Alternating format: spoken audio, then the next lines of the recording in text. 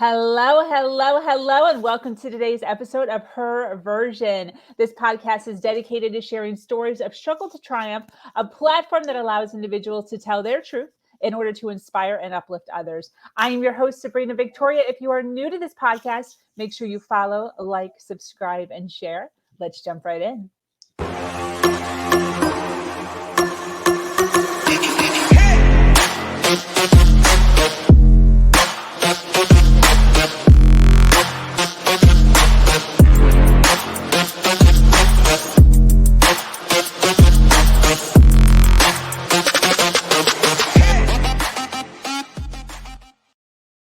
All right. Thank you for joining us today for this episode of Her Version. The Her Version platform is built on storytelling and the understanding that many times our greatest learning experiences come from listening to other people's stories.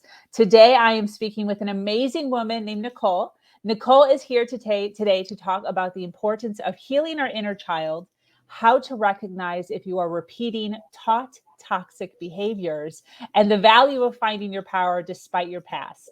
Welcome, Nicole. Thank you for having me, Sabrina. I was over here dancing to your intro. That music is so dope. I was like, this is awesome. And thank you for having me. I'm so excited to get to share this time and space with you because we absolutely learn through other people's stories, and humans are innately storytellers. That's how we've always carried information through time, traditionally before there was written word. So getting to heal and learn with each other is so important. So thank you for having me. Yes, yes, thank you. And I so appreciate the ladies that I encounter that understand that, like yourself, and are willing to put yourself in your story and be, vulnerable and allow people to learn from you what you've gone through. So I so appreciate that. I love to, how was your week? How is everything? How's life? It's good. Thank you for asking. I'm up visiting my parents. I'm back in Washington State where I grew up, and have just really been soaking in that time. I haven't spent this much time back with my family since I moved out when I was like 18, and I'm now 37, almost 38. So it's been cool to see how much I've changed and grown, and how different my relationship is with my parents, and and getting to explore that healing experience too. So yeah, it's been great. I'm looking forward to the holidays. And how is your week going? How how is Good. everything going for you? That's good. Girl, I'm always got my hands in something. There's Yeah, always something going on over same. here. But all good stuff. All good stuff. The Her Version platform is growing great. I just launched my first set of journals on Amazon that I've been, talking about on Awesome. my platform. A lot of them are normal journals, and then I also have abuse journals because I also work in the narcissistic abuse arena.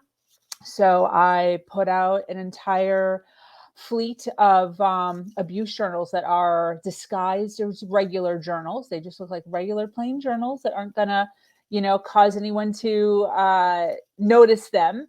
Yeah, But then inside there's prompts to be able to kind of track and trend what these women are going through that's secretly. amazing. Yeah, so I'm That's really amazing. excited about it. I'm excited about the response that I've been getting. So it's been cool.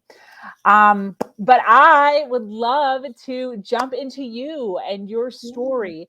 One of the things that I would love to do is if we could kind of back up and talk a little bit about your early years, um, you know, childhood into kind of early teens and stuff like that, and kind of the stuff that you went through, endured, and that kind of shaped you, as you went along. Do you mind sharing that with us? I would love to share it with you. And I know you probably have this on your channel too, but just trigger warnings of like I Thank went you. through a lot, and I share it from a place of like I'm not going to go into like super fine details on certain things. However, I feel that in sharing my story and the things that I've processed and healed, that it can show people what is possible on the other side of doing this kind of work, of doing the inner work, and really reclaiming your connection to your body and your voice, and having healing relationships. Sometimes there can be a lot of healing I believe all healing is through relationships. So I agree. yeah. So with that being said, you know, to we have time, so I'll go ahead and start where I started. And I was actually conceived as a rape baby. And so it was non-consensual. It was between my parents. However, my mom had just had a baby. My brother and I are 11 months apart. So it was just in saying that that happens in relationships too. So there's like so many things to unpack with that. And so that kind of just gives a foreshadowing of the pregnancy. So there was a lot of stress and do I keep this baby or not? That was going on for my mom at that time. And this is all from what she has told me. So, I'm just can only go off of that as well. However, when my mom left my father, and it was kind of like, get away as you can, and almost like an escaping kind of a situation. So there was a lot of verbal, emotional abuse happening between her and my father. He is a Vietnam vet and was a pilot in the Green Beret, Yeah. and experienced, witnessed, and did horrific things. And so there's a lot of PTSD, a lot of, I'm sure, regrets and horrors that he has endured and has to live with. And so I did not grow up with my real father. I actually didn't meet him until I was 33. And in Wow. person, we started talking, I think when I was like 12 is when I first started really like having interaction with him. However, with that being said, my mother remarried for the first time. I forget how old I was. I think I was around 3 or 4-ish, and when she remarried. And my first stepfather was emotionally abusive. The first and only dog I've ever had as a puppy died because it didn't get certain shots. There's like certain things with puppies, like if you Oh, don't get shots at a certain time, or like there's something happened and it didn't survive. And when it passed away, I was in the garage with it when it died, and I was like, how five old were you? 5 or 6. And Oh, I went into the house and he was watching TV, and I was like, Patches just died. And he was like, he laughed. He started maniacally laughing and was like, oh, he's like, you and your mom and stuff. And it was like, it was traumatic for anyone. And yes. it's abusive, right? So that's like emotionally abusive. And he's also, what there were instances where he locked us out of the house. So I remember one time they had a sliding glass door in their main bedroom, and he had locked us out of the house. And I was like banging on the windows, crying, like, "Let us in! I just want to go to bed in my, go to sleep in my room." And Yeah. he would laugh. It was like this weird like laughing he would do, and so we'd have to go stay at a hotel. And so it was like this chronic things that um at the time, I didn't understand that he wasn't my real dad. It's like, I know that it was talked about, but I didn't understand it. And it wasn't until I was actually 28 years old that I was doing some really heavy, deep emotional, like hypnotherapy and body processing, that I had remembered being molested by him. And it was weird because the memory flashbacks that I had were so visceral and real, and I can't unknow or unsee those things. But because it was so traumatic at the time, I had repressed them because I was so young. And when when they divorced, I was, I think, 6 or 7. And I saw him once afterwards. He had a new girlfriend who had a daughter, and we met at like a Chuck E. Cheese. It was like some, or McDonald's or something like that. And I was in the play area with his girlfriend's daughter, and he's like, "This is your new sister." And I remember pushing her down the slide because I was so angry and confused, and I Yes. never saw him again. And my mother remarried when I was 10 to my now stepfather. They've been married for almost 27 years now. And what I experienced from early childhood was a lot of emotional abandonment. there was a lot of high functioning addiction and alcoholism in my family in general.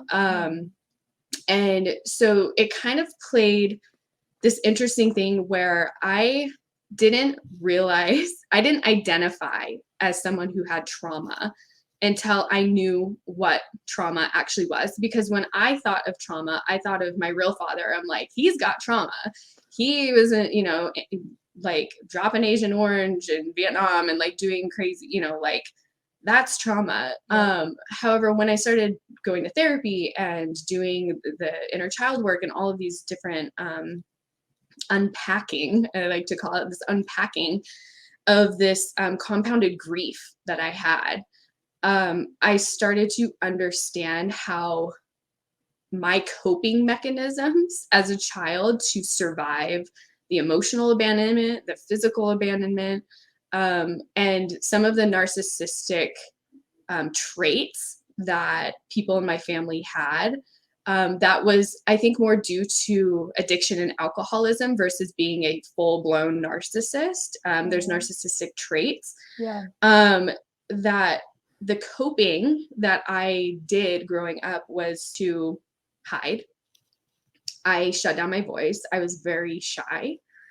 Even though I had this other like rebellion side. So it's like I would either be really shy, not talk, not really speak up, just trying to not be seen, not to rock the boat, just to try and like make it through. And then there's this other side that's like the rebellion, like go fuck yourself. I'm going to say what I want, So it's like I had these like two very noticeable, or to me, I remember feeling very much like one or the other in a lot of ways. But yeah, so as I went into as a teenager, I started smoking weed. And it's interesting because I always did it for fun. For me, it was like I at the time had a lot of anxiety, but I didn't actually know that I had anxiety. I just knew that I just wanted to take the edge off, kind of a thing. And for me, that was by hanging out with friends, having fun, not being at home, like trying to process and just like feel normal or feel good. And so I, at like 14, I started experimenting with weed and alcohol. I was doing mushrooms and LSD, but it was in the context of like parties. Like I wanted to be where the party was. And that was kind of normalized in some ways in my family, where drinking and having parties and like that kind of happy hour mentality was very normal. And so for me, I thought I was just having fun. Whereas like my peers and their parents were like, Nicole is going to be a drug addict and, like all these things. And so I grew up in a really small town. My graduating high school class was 284 people, and there's one high school in my town. Wow. And you pretty much went to school from kindergarten through high school with like kind of the same people the entire time. And there's a lot. There was, I was doing things that I thought were fun. I didn't see them as like addiction at the time. I didn't feel that was it for me. Even like I smoked cigarettes, all these things that I've since quit. And it never really felt like an addiction to me. It more felt like seeking something different, having fun, finding like where I fit in, kind of a thing. And so over the course of that, I also put myself in really crappy situations, right? So whether that was like drinking and driving, or for me, especially in my teenage years and early 20s, I definitely used a lot of alcohol. And again, that's kind of more what's normalized in our society, right? Even as 100%. Like early adults. And so I, every weekend would go like binge drink at a kegger or like, a friend's house party or whatever. And because I grew up in a small town, and because my older brother, who's like an Irish twin, right? He's 11 months older than I am. He has been in and out of drugs, alcohol, juvie, prison, jail since the age of 13. So he's now, 38. He's a year older than I am. So it's like he's still in that pattern. And I'll talk more about what that was like too, growing up with someone that was like very much an addict in the household, that like you just never knew like when they were going to snap or have an outburst, or if they were on something. And so that was like a whole different dynamic too, because as siblings, you're kind of like, this is my person, like my safe place kind of. And when they aren't safe, and you already kind of don't feel safe in different dynamics, where it's just a weird situation that causes a lot of trauma for people, and they don't understand it as trauma because it was just what they know. It's just what they grew up with. Exactly. So, as I went on through high school, in a small town, there's a lot of rumors and gossip, and I had girls calling me a slut before I had sex, and I'd walk down the halls and they'd like push me against the locker and be like, "You're a slut." And I had a girl hawk a loogie in one of my iced coffees one time when I went through a drive-through, and so many things. And so my defense for myself was to either shut down or rebel. Yeah. So I would either go home and like cry by myself, because my parents kind of were like, wow, that's just kids, like they really like it. There was a big disconnect with that. And or I would go to school and fight back. Like I would get like push other girls or like get really like defensive. And so there was later in life a lot of sister wounding that I had to like really work through around trusting women again, around just because I've seen and been on both sides of that, where when girls date crappy guys and the guys are doing really like uncool stuff, but the woman that they kiss or like have the thing with are the ones that get blamed, kind of a thing. It makes me think of like the Monica Lewinsky trials where like she's like 23, she fell in love with her boss, and like she was depicted and publicly shamed for something. Like for her was just like, I fell in love with this person, and their marriage was in a weird place, so it's like this whole dynamic, especially in small towns. So I numbed out. I used drink, the partying, like the party girl, the smoking weed. Like I would smoke weed before I went to school, and just so I would go, because I had so much anxiety, but didn't know how to name it at the time. But it was the only way I could make myself go for, I think it was like my sophomore year. And at the time I was playing volleyball my freshman year. And I ended up quitting because the coach was just a nightmare. And all the girls on the team were friends with these other girls that were like, you're a slut. So like, it was just not a conducive relationship. And my coach saw my brother and I waiting for to be picked up after school one day. And she pulled me into the locker room like that week or the next week. And she's like, I'm really concerned with the people you hang out with. And I was like, what do you mean? She's like, I saw you with that Brandon kid. I'm like, he's my brother. Like, I can't really help that. So, and then it was just all, like stuff like that, just all the time, that instead of an adult figure talking to me and trying to figure out what is going on with you, like what's really happening for you, it was just like, you're a bad kid, or you need to get over it, or you just need to deal, because that's a lie. It was like, and I think we know more now. Yeah.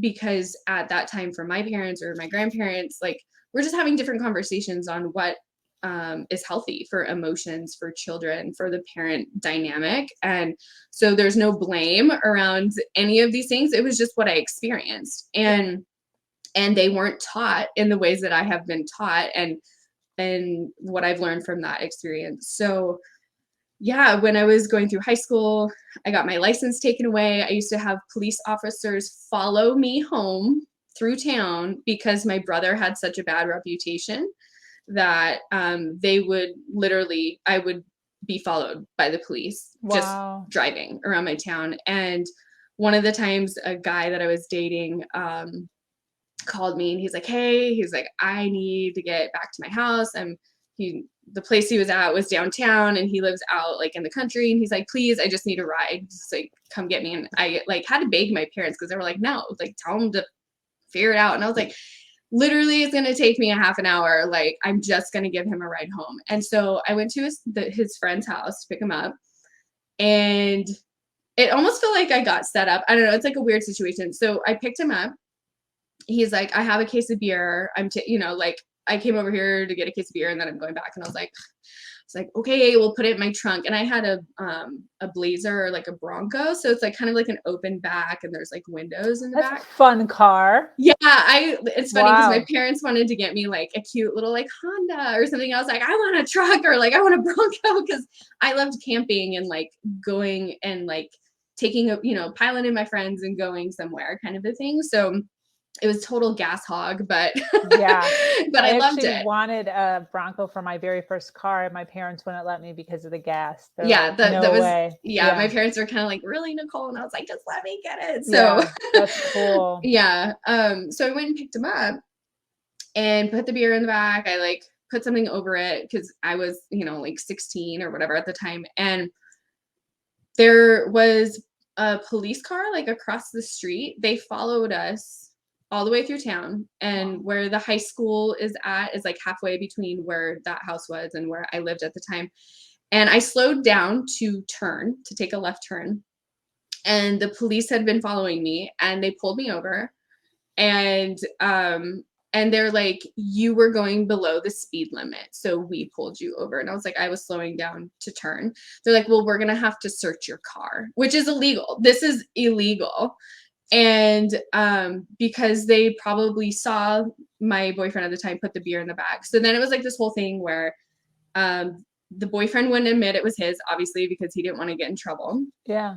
And because the car was mine, I couldn't say it was like my parents' beer or something, like it was. So I got I got a minor in possession for that. And my parents were like, because of my older siblings having drug and alcohol issues and being in and out of like lawyers and stuff like that, they were like, well, like you made a mistake, so we're not getting you a lawyer for this. And it was just a shitty situation and learning experience. But it was just kind of like these things that kept building off of each other. And there were many other times where I was drinking and driving and like got a minor in consumption and different things. So I'm not saying like I was, like always completely innocent or whatever.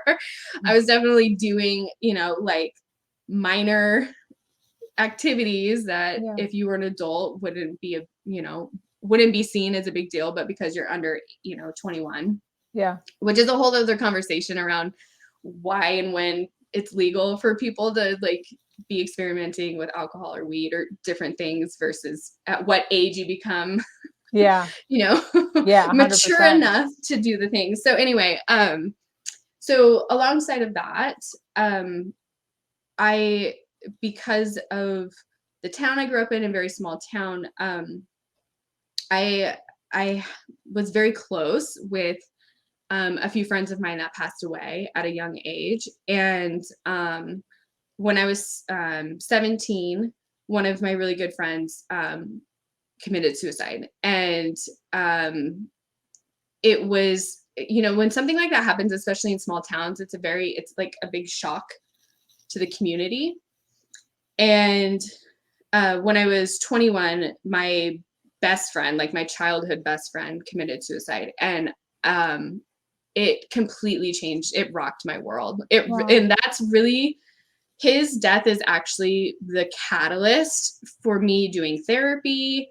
It was like when he passed away, I was managing and working at a coffee stand at the time. And one of my regulars is a therapist, and he would always come in and get his double tall mocha with skim milk. I remember his drink, but he'd come in and he was asking me what I was doing for the holidays. And I was telling him, I'm going home with my family, and we were talking, and it came out that that year prior, like I had experienced a suicide, and he was just like, have you talked about it to anybody? And I was like, it was the first time someone had actually asked me, like, have you processed this? Yeah.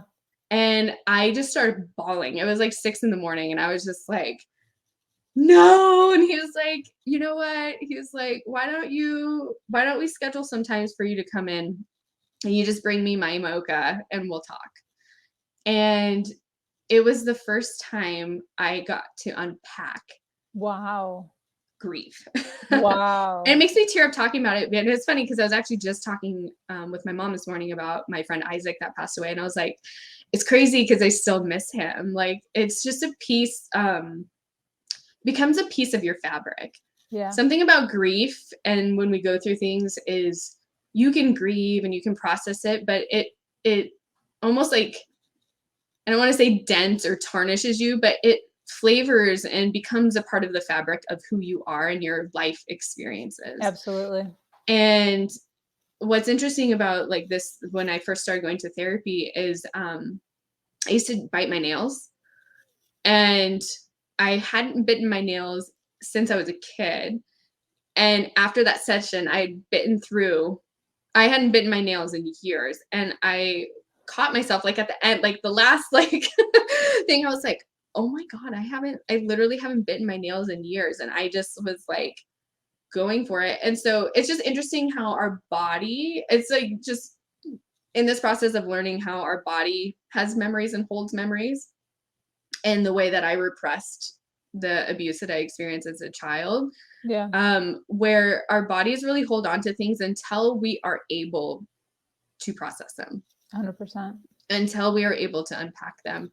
And there's such wisdom in that, in ways where, you know, had I been cognitive now to what was happening to me then in the way that I know now, it could have potentially been even more traumatic because I was more aware of what was happening at the time, versus disassociating and repressing all of that stuff. So I know I just said a lot, so I kind of want to like just wrap it into also like the work that I do now. When I was a teenager, I convinced my parents to put me through massage school instead of a 4-year college. Wow. I am a weird person, but like I was a weird kid. I was like, nope, this is like, I was like, this is what I want to do. And it did not make any kind of logical sense, right? Like most parents, people are like, you need to go to college and like do the thing. And I was like, nope, I know I want to go to massage school. And that experience, I would say, is my first in reconnecting with my body. And actually, like, I had experienced so much abandonment externally and internally. I had abandoned myself. Like, every time I dated guys who were not interested in me, I was abandoning myself. Every time I didn't speak my truth, I was abandoning myself. And in going through massage school, and having the safe, healthy touch and going through the body work of it, it was like this coming home to Yeah. my body. And so over the last 19 years, in the work that I've done in my own healing process and the education and the trainings and the certifications, because I've done a ton of them, has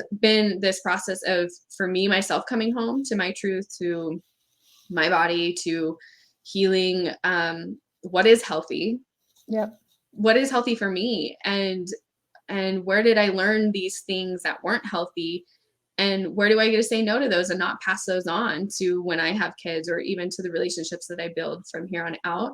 So it's been a really bittersweet or like beautiful pain kind of journey around just how complex life is and how we really get to decide what things mean about us or to us from our experiences, and we get to decide that. Yeah. Absolutely. You mentioned a little bit there dating. Hmm. Do you mind talking a little bit about your early dating and how those relationships kind of really guided you into self-development? For sure. Yeah. Oh man. So because I had a lot of daddy issues and a lot of abandonment, emotional especially, but also physical, I would fantasize and idealize the perfect partner, the perfect man. I still have to catch myself when I do this, because I didn't ever really have like a really healthy, like I will say with my grandpa, I had a very like a very loving, fun, like he was felt like my father because he was always around and always there. Um and so there was a part of me when I was dating, especially from a young age, like I remember being boy crazy at a very young age. But I would like infatuate with like one of my brother's best friends. I was like in love with, like every time they'd come visit, I'd be like, oh my God, it's, this person's coming, and like get so excited.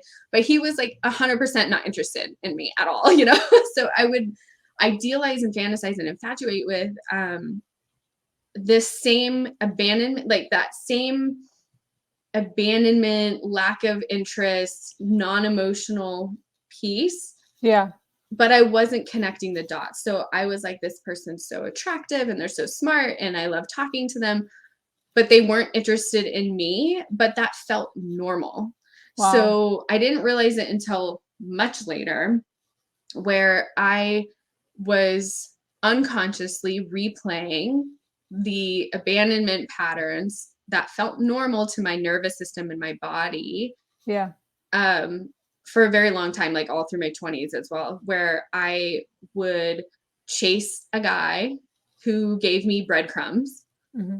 And then if and when we did get into an actual relationship versus just like hanging out or hooking up or whatever, it would be me trying to be perfect. If I could just be better, if I could just not be jealous or like whatever the thing was. Mm-hmm. I always thought it was my fault that Yeah. they cheated or that they weren't interested, or I internalize and personalize things where it was like, no, this person's just not interested, or they're just not a healthy person, or those things. So for a long time, in my teenage years and in my 20s, I would infatuate and chase, almost like that same feeling of like,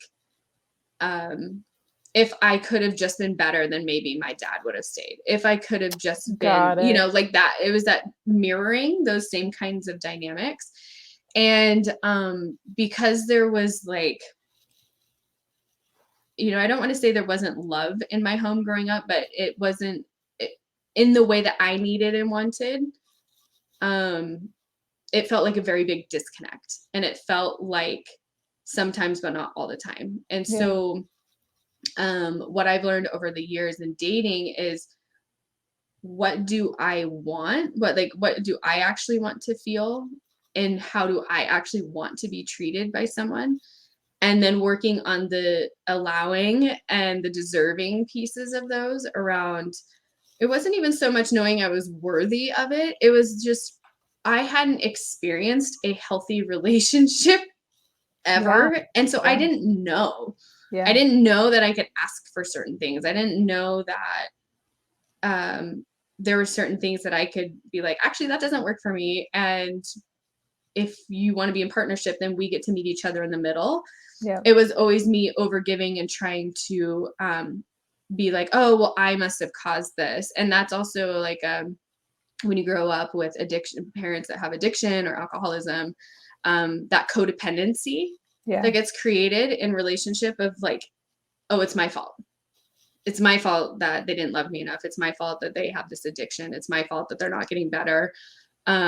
Because when you're that young, you don't have the cognitive brain yet to understand me versus them. And so we're like little sponges, and all is it's my fault, or I caused this. So that would be like the biggest learning curves, I think, for me in dating. And also just noticing through different breakups or different things where when I am grasping at or chasing, whether it's a man, money, job, something, that's a flag for me to pause and pull back and be like, what am I actually trying to get here? Yeah. And that was a big change for me in relationships. And I actually I dated someone in my 20s that I should have never, I knew I wasn't going to marry. I knew I shouldn't have dated. But at the time I was just trying to prove that I could be in a relationship because I'd never been in a long-standing relationship. And, you know, my aunt would always be like, oh, Nicole's just a lesbian, or like, just because I'd never been in a relationship. And I was like, if I was a lesbian, I'd tell you guys, because I have, you know, like, I don't have judgments on that. And so I like was trying to make this relationship with this guy work, and he was addicted to porn and was like very insensitive to like he would flirt with other women in front of me, and then just like justified of just being like, you're being crazy or you're being jealous. And like at the time I was like, yeah, he's right, I am being that way, instead of being like, wow, this is like a two-way conversation around, hey, like if someone came to me and said, you know, like, oh, I feel like you're flirting and it's making me uncomfortable, it would be a conversation, be like, oh, that was not my intention, like let's talk about it, versus being like, you're crazy, you're jealous, like I don't know. So it's been through those relationships too, where I could see the contrast and the learning experience of like, oh, actually this isn't how people do relationships, and it's not how I have to do it. So it's been a lot of trial and error in the sense of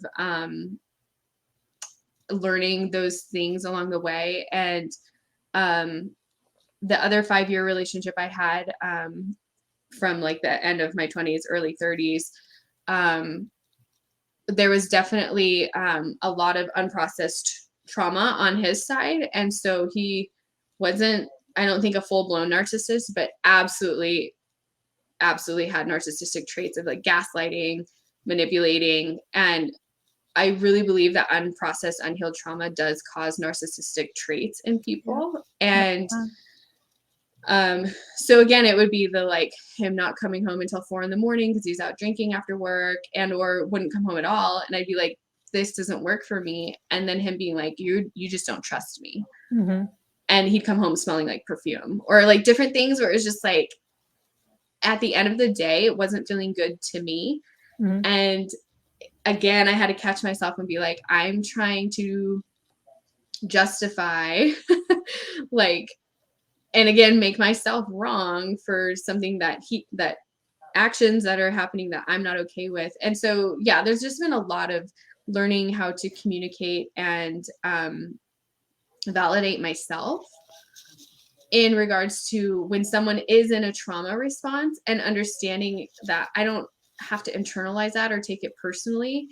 And I also get to choose whether or not it is a healthy situation for me to be in or not. And that's with any relationship, whether it's with my parents or my siblings or partner or friends or anything, is like, does this innately feel good to me? And also being aware that like I also have trauma responses and I get triggered about stuff. And sometimes I need to take a pause and take a beat and be like, is this really a problem, or am I projecting past stuff onto this person? Because that's happened too. Like, you know, I hate admitting this, but it's just something that I know about myself, is I do have jealousy that stems from abandonment.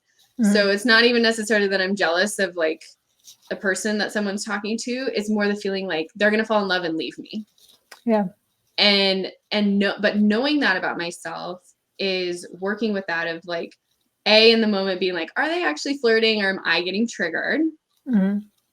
Second is, if I do tell them I'm uncomfortable, how are they meeting me with that and working with me to heal that? Absolutely. Versus shaming me for a very painful, multiple experiences of abandonment that I've had from childhood.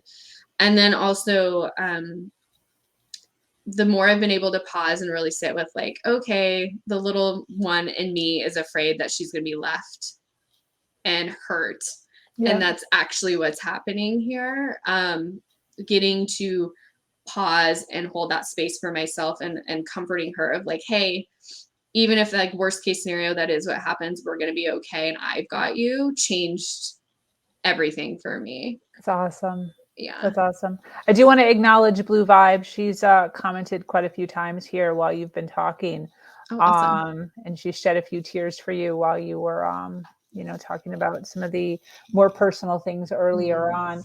But she's got some experience with narcissistic abuse herself. So she agreed with you here as far as, you know, trauma and inward and outward with narcissism. Mm-hmm. As far as, your healing, what age do you think I know you said you went to therapy early on. What age was that where you kind of like had a little bit of a switch where you're like, oh my gosh, there's a little bit of a different way of doing this? How old were you when that happened? Yeah. I would say it's sprinkled in, like, for sure when I went through massage school, that I think was like the catalyst for me, in coming home to my body, in learning about healing modalities. That's when I was exposed to, Reiki and yoga and shadow work and behavioral therapies and all different kinds of, like extra credit stuff that we could do in massage school, because I did a year-long program. And I would say that was definitely the beginning of that path. And the therapy was the first time to really start unpacking that stuff. So I think the massage school and even when I was a teenager and doing mushrooms and LSD and having those kinds of experiences, it changed my perspective, or like I feel like it kind of allowed me to pull back into more of the observer self, just rather than just being in this like, oh, this is just me. It popped me more into like an observer, like being able to observe my thoughts and emotions in a different way that I know that my peers at that age were not experiencing, because they were not naive, but they were allowed to be young, and they weren't experiencing the same things that I was. And so that's something about trauma too, is when people are like, oh, you're like an old soul. It's like, no, that's just my trauma, because I had to become hyper vigilant and aware at a much younger age in order to survive. Yeah. So yeah, it's just a different experience. And yeah, so I would say that like experimenting with those hallucinogenics, even though for me at the time it was just like for fun and I didn't know the actual medicinal benefits that we're learning a lot more about now, in alternative health and plant medicine stuff in the research now. But yeah, I would say that was some of it. The body work, absolutely another piece. The therapy at 21 was starting to unpack. Since then, I've done behavioral study training with Dr. Martini. I have done Barbara Brennan healing, shadow work stuff with a healer in Hawaii. That was at like, I think it was like 25 or 26. I think it was 26 when I started that school. And then, yeah, just reading a ton of books. I've done other trainings for yoga. I've done over 800 hours of teacher trainings that are trauma-informed trainings. I studied with Martha Beck and doing her life coaching program, which is also very body-based. And she uses a lot of Byron Katie's work of thought work and different things. So really any training, book, workshop, certification I could get my hands on, I was doing, like, and a lot of it, the catalyst for it was a breakup, or a lot of through my 20s was me trying to understand why I couldn't hold down a relationship or get the guy that I wanted, or those kinds of things led me to the healing work. Got it. So a lot of that I'm very grateful for, because it was a catalyst for me to my own healing, where it was like I couldn't have known any differently unless I experienced the pain, because that pain usually is a catalyst for people to their own healing. Exactly.